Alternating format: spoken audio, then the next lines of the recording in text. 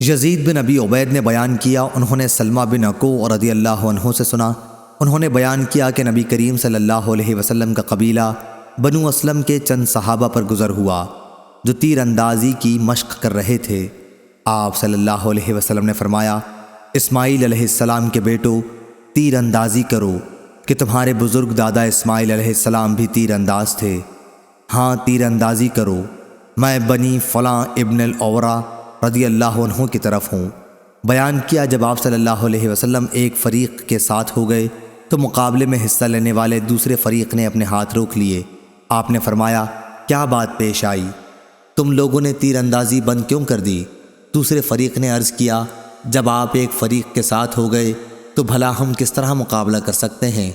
اس پر حضور صلی اللہ علیہ وسلم نے فرمایا، اچھا تیر اندازی جاری رکھو، میں تم سب کے ساتھ ہوں۔ صحیح بخاری حدیث نمبر 2899۔